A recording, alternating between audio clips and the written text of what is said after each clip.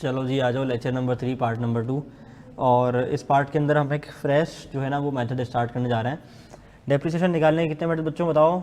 4 method. पहला method कौन सा? Straight line method. फिर दूसरा कौन सा? Reducing balance method, diminishing balance method, declining balance method.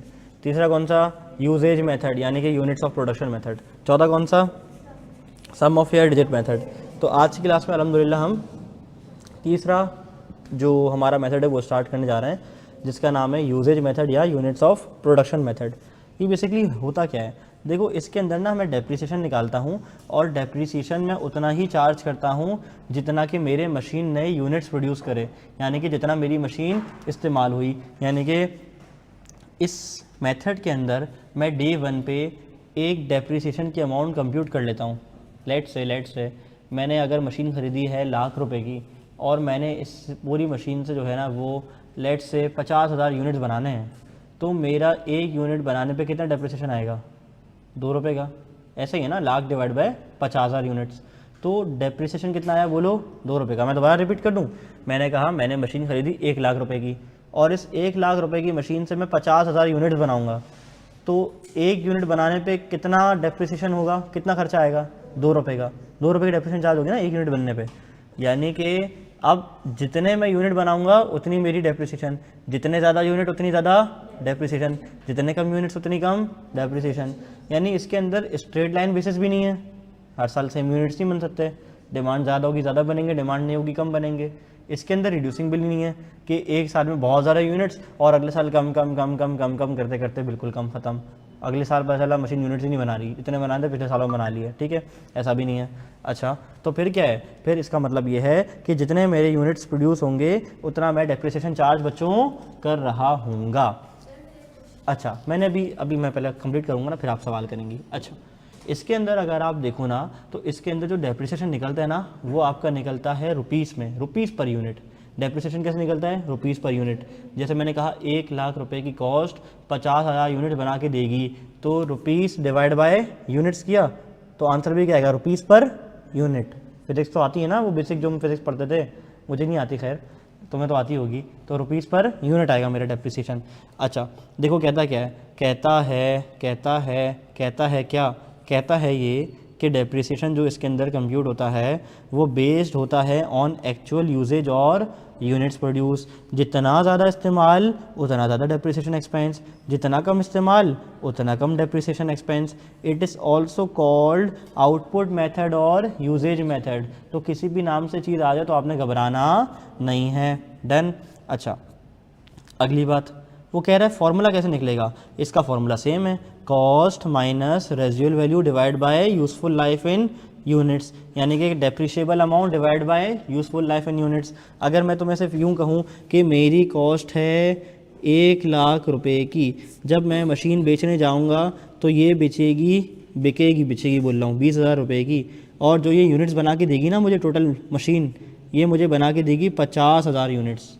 कितने यूनिट्स बना के देगी? 50,000 यूनिट्स। मुझे बताओ बच्चों कि एक यूनिट पे कितनी डेप्रिसिएशन चार्ज होगी? बताओ ज़रा।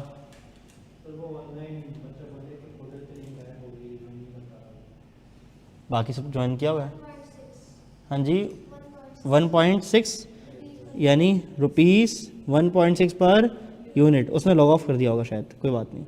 ₹1.6 पर यूनिट, ₹1.6 पर यूनिट, यानी कि जितने ज़्यादा यूनिट बनेंगे उतने ज़्यादा डेप्रिसिएशन चार्ज होगी। चलो मैं मान लेता हूँ। अच्छा, इसमें कोई ईयर की लिमिट है? ईयर की कैद है? ईयर की कैद है ही नहीं भाई, जितने यूनिट्स बना लो, ईयर 1 ईयर 2, लेकिन हाँ यूनिट्स की कैद है, 50,000 यूनिट्स पे पैसे पूरे। ईयर 2 ईयर 3, मुझे बताओ मैंने ईयर 1 में 12,000 यूनिट्स बनाए, ईयर 2 में ज़रा ज़्यादा डिमांड आ गई, 16,000 यूनिट्स बना लिए। ईयर 3 में यार काम ठप था यार, बस 8,500 यूनिट्स बना सका।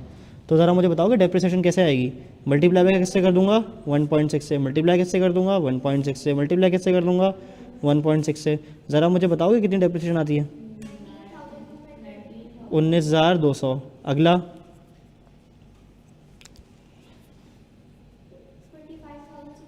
25,600। अगला 13,600। यानी कि जितने ज़्यादा नंबर ऑफ़ यूनिट्स उतनी ज़्यादा मेरी डेप्रिसिएशन। अच्छा, एग्जाम में ऐसे भी तो पूछ सकता है कि depreciation is directly proportional to the number of units produce. बात समझ आ रही है? चलो ज़बरदस्त। अच्छा, अगर मैं कहूँ अक्यूमुलेटेड डेप्रिसिएशन कैसे निकलेगी, तो अक्यूमुलेटेड डेप्रिसिएशन निकालने के दो तरीके हैं। अक्यूमुलेटेड डेप्रिसिएशन निकालने के दो तरीके बच्चों, बोलो कितने तरीके बच्चों? दो तरीके हैं। कैसे? आओ सिखाऊं तो मैं अक्यूमुलेटेड डेप्रिसिएशन कैसे निकलेगी। देखो, एक तरीका तो ये है कि मैं क्या करूं, एक तरीका तो ये है कि मैं गरीबों वाला काम करूं। मैं बोलूं जनाब 19,200 19,200, फिर इसमें प्लस कर दूं कितना? 25,600। किलो प्लस करो, कितना आएगा? प्लस करो, कितना आएगा?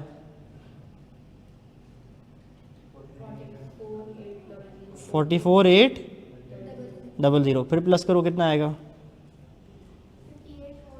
58,400। अच्छा, अगर दूसरा तरीका बताऊं एक्यूमुलेटेड डेप्रिसिएशन निकालने का, चलो मुझे बताओ। और करके ऑल्टरनेटिव अगर मैं तुम्हें बताऊं एक्यूमुलेटेड डेप्रिसिएशन का कैसे निकलेगी, मुझे बताओ। ईयर 1 में आज तक कितने यूनिट्स प्रोड्यूस करें? 12,000। ईयर 2 में आज तक कितने यूनिट्स प्रोड्यूस किए हैं? आज तक 28। ईयर 3 में आज तक कितने यूनिट्स प्रोड्यूस किए हैं? हाँ जी, 36,500। ज़रा बताओ, इंटू 1.6 इंटू 1.6 इंटू 1.6। देखो, पहले साल तो 19,200 आएगा, दूसरे साल क्या हो जाएगा?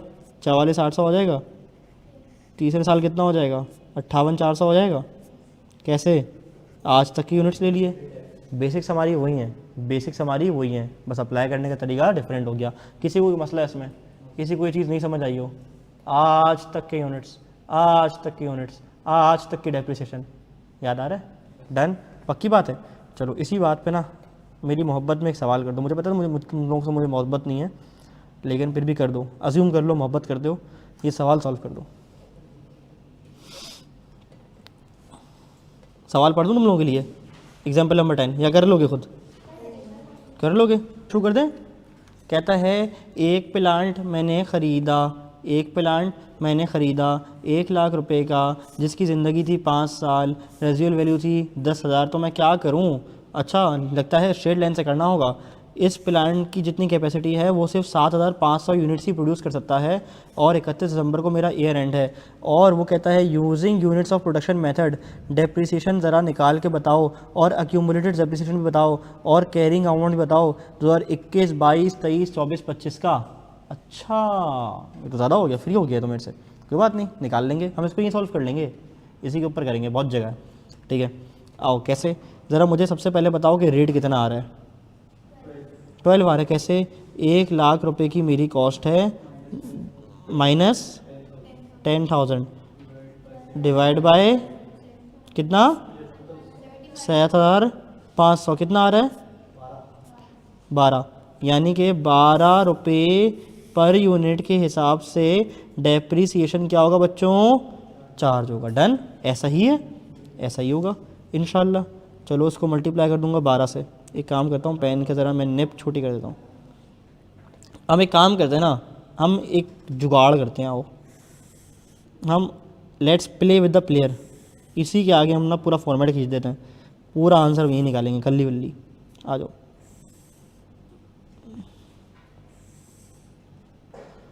एक और तरीका बताओ सवाल को सॉल्व करने का। हाँ जी, एक तरीका काफ़ी है यार। अगर तुम यहाँ पे अक्यूमुलेटेड यूनिट्स लिख दो तो क्या ही बात हो जाए, क्या ही बात हो जाए, है ना? चंगा मंगा नहीं हो जाएगा?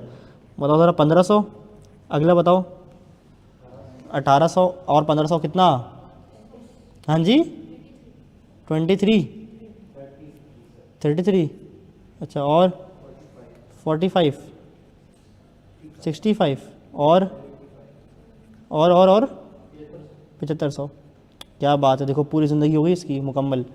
अच्छा, अगर मुझे बताओ तुम ज़रा, मैं तुमसे पूछूं कि डेप्रिसिएशन एक्सपेंस क्या होगा, तो क्या तुम मुझे बतला सकते हो? बिल्कुल बतला सकते हैं सर, कोई मसले वाली बात ही नहीं है। अगर मैं पूछूंगा कि एक्यूमुलेटेड डेप्रिसिएशन क्या होगा, तो क्या तुम मुझे बतला सकते हो? बिल्कुल बतला सकते हैं भाई, कोई मसले वाली बात ही नहीं है। अच्छा, अगर मैं तुमसे कहूँ कि ज़रा तुम मुझे बतला दो बुक वैल्यू, तो क्या तुम मुझे बुक वैल्यू बतला सकते हो? बिल्कुल बतला सकते हैं। बुक वैल्यू कह लो, कैरिंग अमाउंट कह लो, कुछ भी कह लो, ठीक है। चलो डेप्रिसिएशन एक्सपेंस कैसे निकलेगा? 1500 मल्टीप्लाई बाय, इसके आगे चाहो तो एक और कॉलम भी खोल लो, rate multiply by 12 multiply by 12 multiply by 12, ठीक है। कितना आ गया बताओ? 18,000। अगले साल ये भी 18,000 है, ठीक है। चलो इसको पहले 1800 से मल्टीप्लाई करके साल का निकालो, ठीक है। फिर 3300 से मल्टीप्लाई करके, प्लस करने से तो आसानी है ना मल्टीप्लाई करना। कितना? हाँ जी, 14,400। चलो पहले ये बता रहे हो, ये बता दो। 24 ऐसा? चलो अक्यूमुलेट बताओगे? 39,600, 54,000, 78,000, 90,000। बुक वैल्यू बताओ? 82, 64, 60,400, 46,000, 22,000, 10,000। कैसा? एक टेबल बनाओ, ज़िंदगी ही आसान। बात समझ आती है? मज़ा आया सवाल सॉल्व करके? कैसा, ज़बरदस्त हो गया? और देखो इंशाल्लाह आंसर सेम आना चाहिए। अब देखो आई कैप ने कैसे किया हुआ है, यूँ लिटा लिटा के किया हुआ है, हमने ऐसे ऐसे कर लिया, कोई मसला नहीं है भाई, हम वैसे कंफर्टेबल हैं। आपको और किसी स्टाइल में करना है, टेढ़ा मेढ़ा करके आप टेढ़ा मेढ़ा करके कर लो, आंसर सेम आना चाहिए। खिल्ली वल्ली मुझे किससे क्या भाई, बात समझ आ रही है? सेम आया इसका आंसर। देखो 18, ये देखो 18, 21, 6, 14, 4, 24, 12। एक्यूमुलेट देख लो, 18, 39.6, 54, 78 और 90। बुक वैल्यू भी देख लो, 82, 60, 46, 22 और 10। हमारा पूरा सही हुआ है भाई, ज़बरदस्त। हमने फॉर्मेट के पीछे नहीं भागना, हमने कॉन्सेप्ट बनाना है और अपना सवाल सॉल्व करके देना है। क्या मेरी बात समझ आती है? डन है? पक्की पक्की बात है, इजी पीजी था, कोई मसला तो नहीं हुआ? हमारा बाजी ऐसे कौन से सवाल हैं जो आपके ख़त्म नहीं हो रहे, मुझे बताएं। एक्यूमुलेट कैसे निकाला? देखो हुमैरा, एक्यूमुलेटेड के लिए ना मैंने एक नया टेबल बनवा दिया आज। मैंने कहा एक टेबल बना दो मेरे लिए एक्यूमुलेटेड यूनिट्स का। पहले साल में यूनिट्स 1500, अगले साल में 1800, तो आज तक के 3300, अगले साल 1200, तो आज तक के 4500, अगले साल 2000, तो आज तक के 6,500, अगले साल 1000, तो आज तक के 7,500। तो मैंने एक्यूमुलेटेड डेप्रिसिएशन निकालने के लिए एक जुगाड़ पर बताई थी कि एक काम करो, आज तक की यूनिट्स उठाओ, रेट से मल्टीप्लाई कर दो। डन? पक्की बात है? क्या कॉन्सेप्ट क्लियर हुआ? इजी बिजी, कोई मसला, कोई परेशानी, कोई प्रॉब्लम? आओ एग्जाम टिप्स पढ़ लो, ये बड़ी अहम होती हैं बच्चों, ये बड़ी अहम होती हैं। कहता है क्या कि only in this method rate will be in rupees rather than percentage. कहते हैं वैसे तो रेट आपका क्या निकलता है, परसेंटेज में निकलता है ना, लेकिन सिर्फ इस मेथड के अंदर रुपीज़ में आता है। वो बोलेगा एग्जाम में बताओ कौन सा ऐसा मेथड है जिसमें रेट जो है रुपीज़ में आता है? Usage method, diminishing balance method, straight line method. हाँ जी, यूजेज मेथड या output method. Normally depreciation fix nature का एक्सपेंस है, लेकिन इस मेथड के अंदर ये कंप्यूट किया जाता है on the basis of number of units produce, so it is treated as a variable expense if computation is made according to this method. मुझे बताओ क्या मेरा एक्सपेंस सेम है या वेरिएबल है? वेरिएबल है ना, कभी 18, कभी 21.5, कभी 14,4, कभी 24, कभी 12, कभी ज़्यादा कभी कम, कभी ज़्यादा कभी कम, कभी ज़्यादा कभी कम। किस मेथड में बोला? यूजेज मेथड में। Done? I am not a singer, ठीक है। कहता है जितने ज़्यादा यूनिट्स उतनी ज़्यादा डेप्रिसिएशन, और जितने कम यूनिट्स उतनी कम डेप्रिसिएशन। अगर एक एसेट अवेलेबल है इस्तेमाल के लिए लेकिन इस्तेमाल नहीं हुआ, अगर एक एसेट अवेलेबल है इस्तेमाल के लिए लेकिन इस्तेमाल नहीं हुआ, तो फिर भी डेप्रिसिएशन एक्सपेंस इनकर होगा या नहीं होगा? होगा। लेकिन मैंने तो यूनिट्स बनाए ही नहीं, अब तो मैंने यूनिट्स नहीं बनाए, अब क्या होगा? होगा? इस मेथड में नहीं होगा। वो बोलेगा मुझे बताओ कि अगर एक एसेट अवेलेबल फॉर यूज़ हो गया है लेकिन मैंने यूज़ नहीं किया, मुझे बताओ किस मेथड के अंदर मैं डेप्रिसिएशन चार्ज नहीं करूँगा। Straight line, WDV, usage method, output method, कौन सा? इस मेथड में। क्यों? क्योंकि यूजेज का मतलब क्या कि जितना यूज़ करूँगा उतना डेप्रिसिएशन चार्ज करूँगा। नॉर्मली क्या होता है, नॉर्मल रूल क्या है कि डेप्रिसिएशन चार्ज करनी पड़ेगी, स्ट्रेट लाइन में भी करनी पड़ेगी, डिमिनिशिंग में भी करनी पड़ेगी, लेकिन इस मैटर के अंदर, इस मैटर बोल रहा हूँ, इस मेथड के अंदर नहीं करना पड़ेगा। क्यों भाई? क्यों भला? जितने यूनिट्स बनाऊंगा, जब मेरी मशीन गर्म होगी, जब वो चालू होगी, जब वो आउटपुट निकालेगी, जब मैं डेप्रिसिएशन चार्ज कर दूंगा अच्छे बच्चों की तरह। डन। इस मेथड के अंदर डेप्रिसिएशन चार्ज नहीं होता क्योंकि प्रोडक्शन न्यू ही और प्लांट फारग बैठा रहा। इस मेथड के अंदर there is no concept of proportionate और फुल ईयर डेप्रिसिएशन। ज़बरदस्त बात की। चलो, अगर मैं सितंबर में मशीन खरीदता हूँ और 40,000 यूनिट्स बनाता हूँ तो मैं क्या यूँ कहूँगा मेरा रेट है 1.6, मैंने 40,000 यूनिट्स बनाए सितंबर, अक्टूबर, नवंबर, दिसंबर, 4 महीने में, मल्टीप्लाई बाय 4/12, ये करूँगा? गुनाह कबीरा, कुल्लू हराम। बात समझ आती है? ये क्या है बोलो? कुल्लू हराम। और सो करने वाले बेवकूफ़। क्या हो गया? क्यों हंस रहे हो? बेवकूफ़ ही तो बोला है। Means no time factor will be considered. वो पूछेगा इसमें से कौन से मेथड में टाइम फैक्टर कंसिडर नहीं किया जाता। डन। चलो, ज़बरदस्त ज़बरदस्त ज़बरदस्त ज़बरदस्त। अच्छा, अब एक चीज़ दिखाने जा रहा हूँ। देखो, जब मेरी किताब के अंदर आप आओगे ना तो आपको देखेंगे MCQs।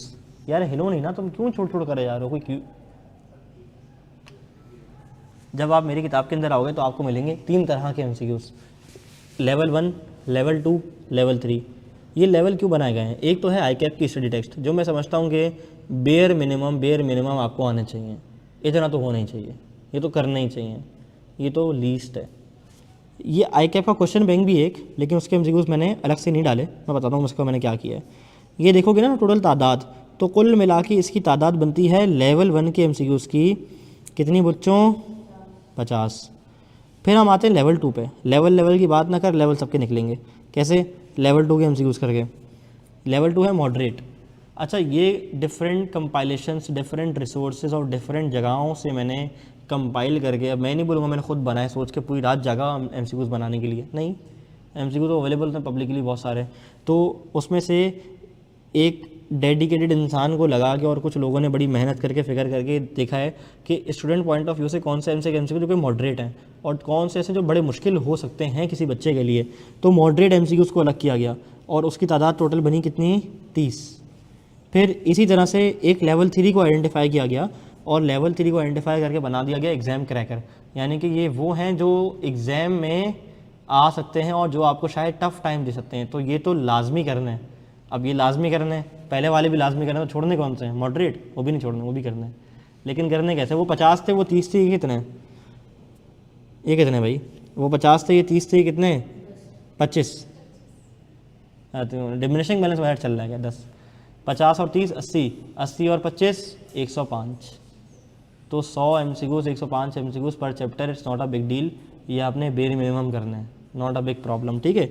लेकिन हम इसको मिलकर सॉल्व करेंगे। अच्छा, मैं ये वादा नहीं करूँगा कि मैं सारे MCQs क्लास में कराऊंगा। तुम क्या करोगे नल्लू हैं? खुद भी तो कुछ करना है ना, हर चीज़ मैं करा दूँ। चलो, लेकिन स्टार्ट करते हैं। बिस्मिल्लाह पढ़ते हैं, बुनियाद रखते हैं। अच्छा, मैं यूँ करूँगा कि मैं MCQ से स्टार्ट करूँगा, चूँकि हमने पूरा चैप्टर ख़त्म नहीं किया अभी, तो हो सकता है कुछ MCQs हमें समझ नहीं आए, तो हम उसको छोड़ के आगे बढ़ जाएंगे। जो हमने पढ़े होंगे मैं देख लूँगा, बोलूँगा चलो ये वाला सॉल्व करो, ठीक है। चलो, पहला वाला बताओ, पहला वाला बताओ।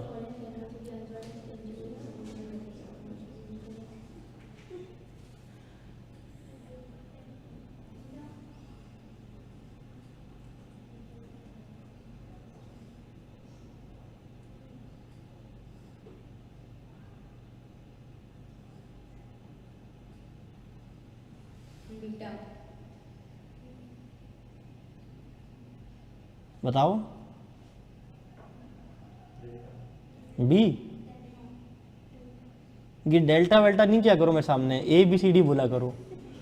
बीटा, डेल्टा, सीटा, टेढ़े मुंह कर करके बोलते रहते हो। ABCD बोलो भाई, गरीब आदमी हूँ, छोटे स्कूल से पढ़ा हूँ। डी, वो कहता है which of the following can not be classified as tangible non current asset. पहले में बोलता है कमर्शियल जनरेटर फैक्ट्री के अंदर यूज़ करने के लिए, कमर्शियल जनरेटर अर्निंग करने के लिए, चलो फिर भी पीपीई होगा। कमर्शियल जनरेटर यूज़ करने के लिए अगर बिजली चली जाए, अच्छा held for use in factory, held for use in office, अच्छा ठीक है। कमर्शियल जनरेटर जो मैंने रीसेल के लिए रखा हुआ है वो मेरी क्या है, इन्वेंट्री। ज़बरदस्त, चलो मुबारक हो, मैंने पहले एमसीक्यू उसका इफ्तिताह कर लिया। चलो, which of the following items are PPE, stand by generator 7 साल के लिए इस्तेमाल करदा, plot of land held for resale, a bus for pick and drop of staff members, a generator for rental to others. बताओ, सोचो।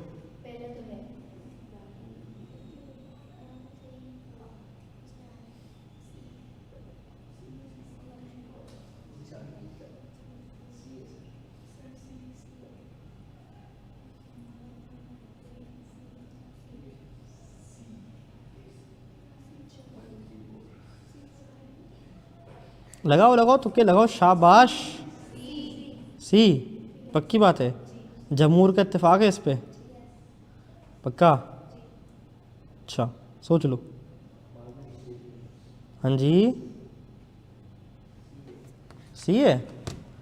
With the following are items of PP, stand by generator है,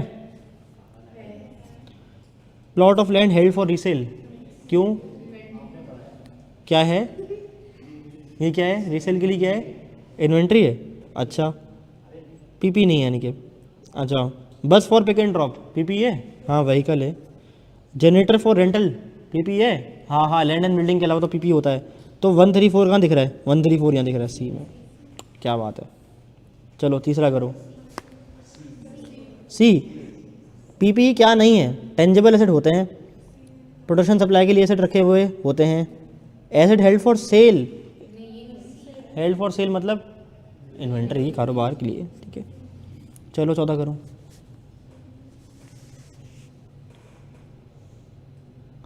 a building contractor decide to construct an office building to be occupied by his own staff. Which two of the following costs incurred by the building contractor cannot be included as a part of cost of the office building? Cannot be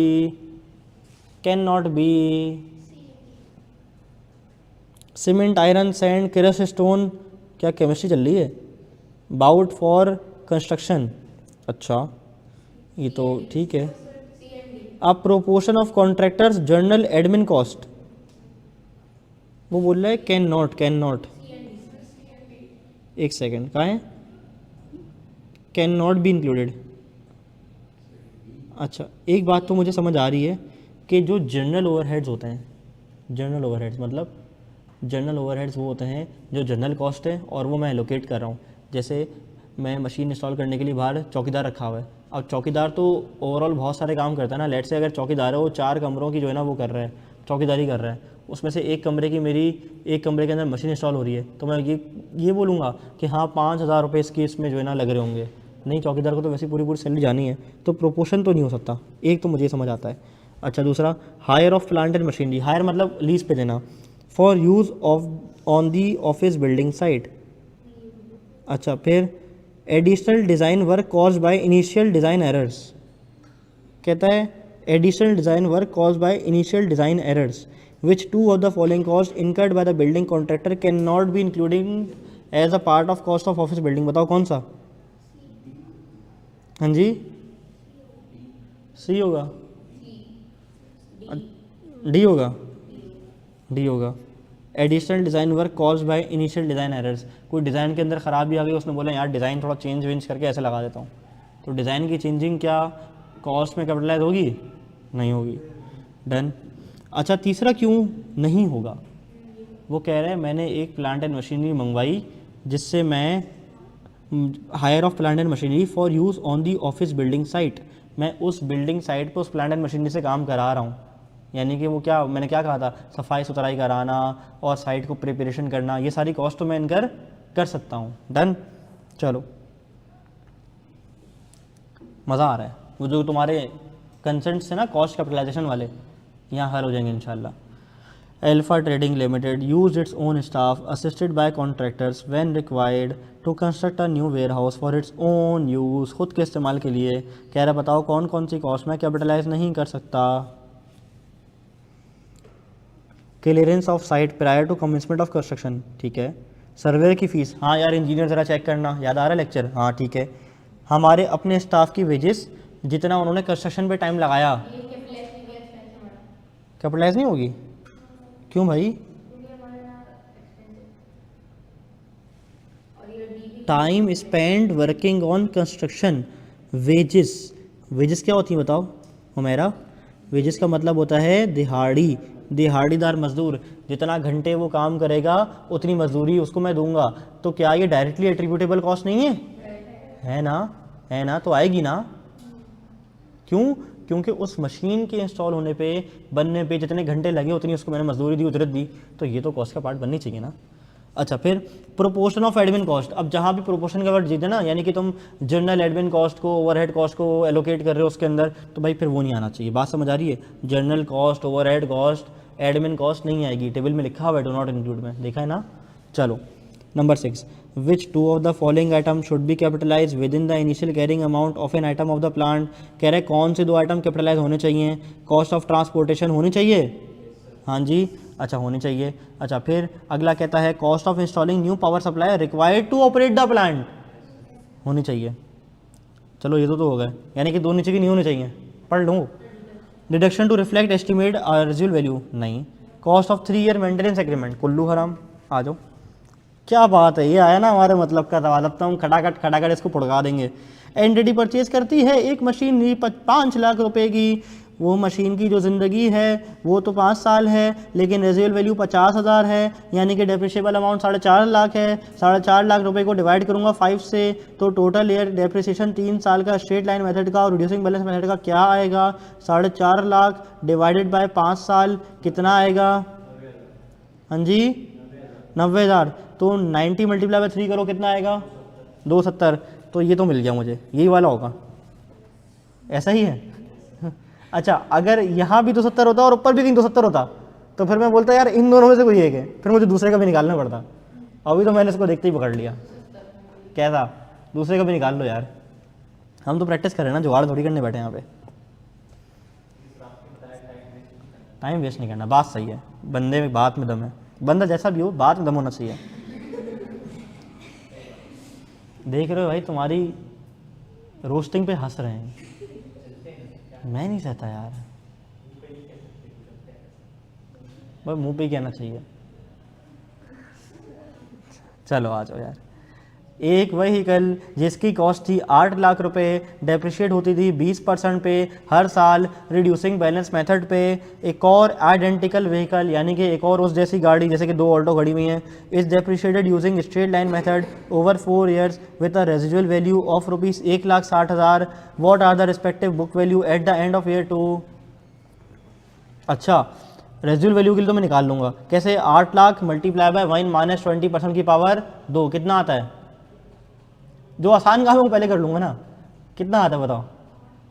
multiply by 1 minus 20% की power 2, सब साथ है ना मेरे, समझ आ रहा है ना क्या करवा रहा हूँ?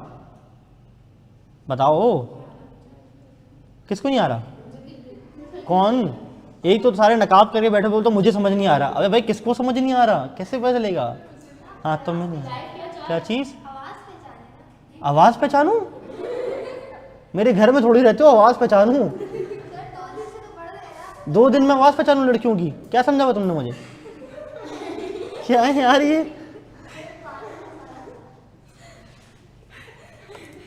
यार हद है यार, ऐसा नहीं करो यार, ऐसा तुम लोग कर देते हो यार। हाँ जी 5,12,000, छोड़ो मैं दोबारा बताता हूँ। देखो वो कह रहा है उसने तुम्हें दिया डाटा, जो मैंने ऊपर सवाल करवाया था, उसने तुम्हें दी कॉस्ट, उसने तुम्हें दी रेजिडुअल वैल्यू, उसने तुम्हें दे दी 4 साल की वैल्यू, सॉरी 4 साल का उसने बता दिया मेथड में मैं डेप्रिशिएट करता हूँ स्ट्रेट लाइन के अंदर, और रेजिडुअल वैल्यू उसकी ये है और रेट उसका वो है। और मांग क्या रहा है? बोल रहा है बताओ एंड ईयर एंड के A2 ईयर एंड पे, सेकंड ईयर एंड पे बुक वैल्यू क्या होगी? तो सबसे ज़्यादा आसान निकालना किस मेथड से? रिड्यूसिंग से। तो मैं कॉस्ट रखूँगा मल्टीप्लाई बाय 1 माइनस 20% की पावर 2। पहुँचो ज़रा, कितना आ रहा है? हाँ जी कितना आ रहा है? 5,12,000। अच्छा, यानी कि 5,12,000 तो यहाँ भी आ रहा है और 5,12,000 तो यहाँ भी आ रहा है, यानी कि बी और सी फारे हो गए। देखो टाइम कैसे बचा रहा हूँ मैं अपना। अब या तो ए है या तो डी है, अब स्ट्रेट लाइन पे आना पड़ेगा, अब मजबूरी है। डेप्रिसिएशन अब रुक जाओ ना ज़रा, निकालो ज़रा, निकालो निकालो निकालो ज़रा, डेप्रिसिएशन निकालो, डेप्रिसिएशन निकालो ज़रा। डेप्रिसिएशन कितनी आ रही है? 4 लाख। डेप्रिसिएशन कितनी आ रही है ये बताओ यार, अल्लाह के बंदों। वो कह रहे हैं what are the respective book value at the end of year 2। ज़रा बताओ ईयर 2 के एंड पे बुक वैल्यू कितनी आ रही है स्ट्रेट लाइन से? 480 कैसे आनी चाहिए बताओ? 8 लाख माइनस 160 डिवाइड बाय 4, ठीक है, और फिर उसको मल्टीप्लाई बाय 2 करके 8 लाख में से माइनस कर दो, कितना आता है? 480। समझ आ रहा है मैं क्या करा रहा हूँ? 480 ना, तो 480 आ गया। अच्छा वैसे एक और जुगाड़ है पता है क्लास में, कि ये निकाले बगैर भी पता कर देता। कैसे? वो कह रहे हैं बुक वैल्यूज। अब मुझे पता है कि देखो 5 12 5 12 आ गया, यानी कि ए और डी में से एक सही है। उसकी देखो कितनी आ रही है? 5 12। डी तो सही हो नहीं सकता क्योंकि एक ही सफ में नहीं खड़े हो सकते महमूद और अयाज, यानी एक ही बुक वैल्यू नहीं आ सकती दोनों मेथड से, तो जिसकी कम होगी वो क्या बात है, ये आंसर है। कैसा? देखो दीज आर माइंड गेम्स जो आपको खेलने पड़ेंगे अपने आप से, ठीक है। चलो चलो, what are the total amount capitalise in respect of the factory? चलो शाबाश, जल्दी जल्दी, छेती छेती। कैपिटलाइज मतलब कॉस्ट का पार्ट बनाऊंगा। कितनी अमाउंट जरा बताओ। देखो ये एक्टिविटी अच्छी है ना कि हमने पहले 1-1.25 घंटे में पढ़ लिया क्लास का, और फिर बजाय इसके कि तुम लोग घर जाओ रील्स देखो, स्नैपचैट पे स्ट्रीकें भेजो, टाइम ज़ाया करो, ठीक है, और वो बिग बॉस ला के बैठ जाओ, तो इस तरह के खुराफात से क्या बेहतर है बताओ? किसी को पर्सनल अटैक तो फील नहीं हुआ? किसी को हुआ? हाँ, अस्तगफिरुल्लाह, ठीक है। तो अगर तुम लोग इस तरह के खुराफात देखो, उसमें टाइम ज़ाया करो, उससे बेहतर है कि मैं तुम लोग टाइम ज़ाया करा के क्लास में MCQs करा दूँ। बताओ बताओ।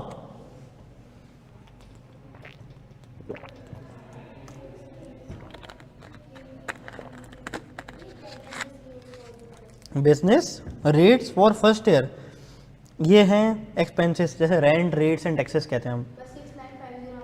कितना आ रहा है बताओ? कितना आ रहा है मेरा? 6950 आ रहा है, 6635 आ रहा है, 6662 आ रहा है। शुगर किसी का साउथ कोरिया नहीं आ रहा। नहीं ऐसा होता है ना कभी कभार। आप वो हमारे ना BFD में CFF4 में एक चीज़ थी MIRR, और वो ना बेसिकली उसका आंसर ना परसेंटेज में आता है, जैसे कि 12%, 14%, 16%। जब मैंने पूरी कंपटीशन कर ली ना, तो मेरा आंसर पता कितना आ रहा था? 36,507। मैंने कहा अगर मैंने इसको सॉल्व करके लिखा ना तो एग्जामिनर मुझे दोबारा बुला लेगा, इससे बेहतर है इसको सॉल्व ही ना करो।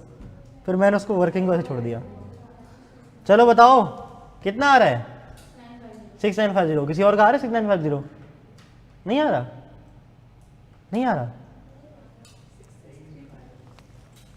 चलो हुमैरा ज़रा मुझे बताओ, लैंड की कॉस्ट लूँगा? वो क्या कह रहा है? टोटल अमाउंट फैक्ट्री के लिए।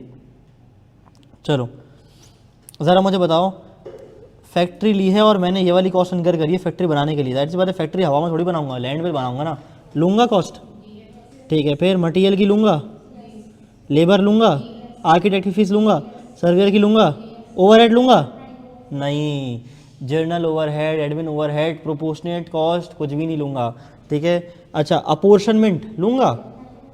नहीं लूँगा। किससे? तुमसे?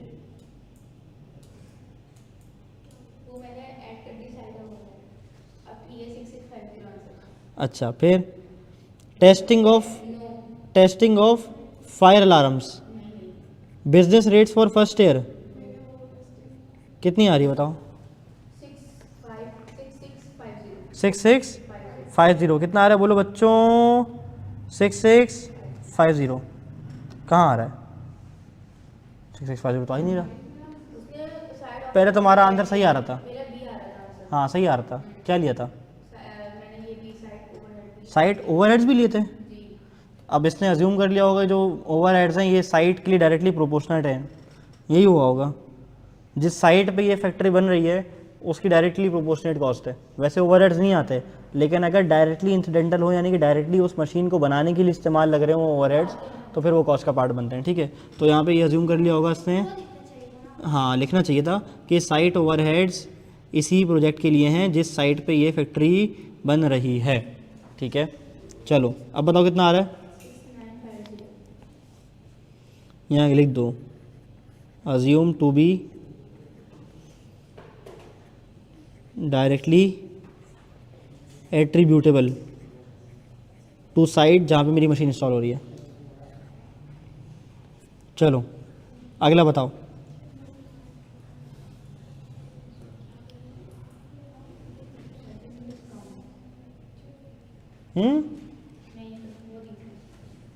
वाह भाई वाह, हमारा तुम दूसरों को ना डिप्रेशन में डाल दोगी क्लास में।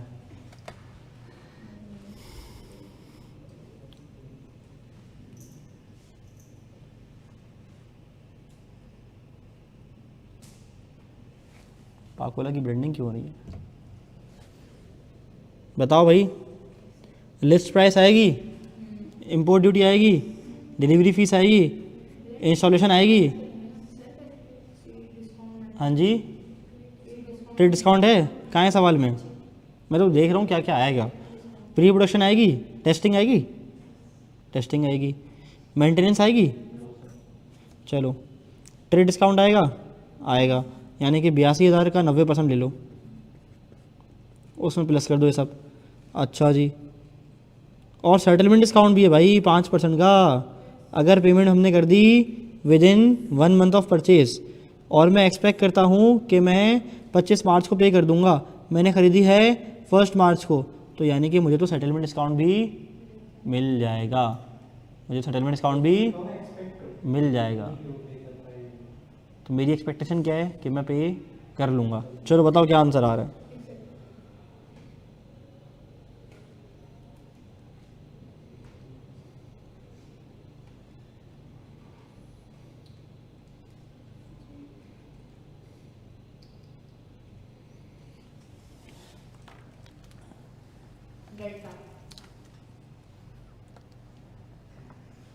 सेटलमेंट डिस्काउंट लिया है, बिल्कुल ठीक है।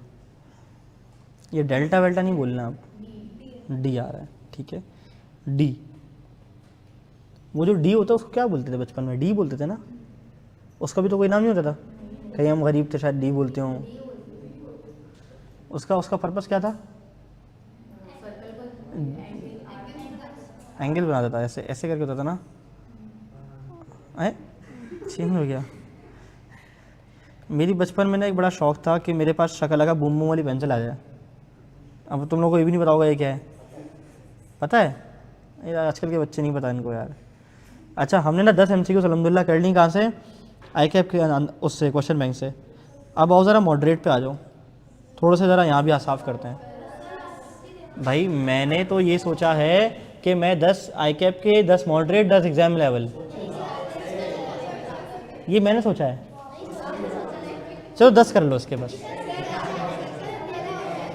समझ नहीं आएगा, मैं समझा ही नहीं रहा कुछ, मैं तो प्रैक्टिस करा रहा हूँ, है ना। हाँ जी नहीं, सवाल करो। ये तुमने इमोशनल ब्लैकमेलिंग कर रही हो ना। कहाँ जाना है बस में, क्लिफ्टन, अच्छा हेलो क्लिफ्टन जाना है यार, मतलब ठीक है। चलो भाई पढ़ो सवाल। चलो फिर हम कल की क्लास ऐसे ही स्टार्ट करेंगे कि हम MCQs करेंगे, पहले पुराने उधार 10 और 10, फिर हम कल की क्लास स्टार्ट करेंगे, और फिर हम कल क्या, कल नहीं आएंगे। ये स्कूल वाली हरकतें नहीं करो कि इज्तिमाई टुल्ला मार लिया भाई कल नहीं आते, कल नहीं आते, कल नहीं आओ ठीक है, फिर परसों से क्लास में आना ही नहीं। माई लाइफ माई रूल्स, ठीक है। चलो आज के लेक्चर में रखते हैं अपना, बहुत सारा ख्याल रखिएगा, दवाइयाँ हिला हिला के कुत्ते तरीके, इंशाअल्लाह अगली क्लास में मुलाकात होती है। अस्सलाम वालेकुम वरहमतुल्लाह।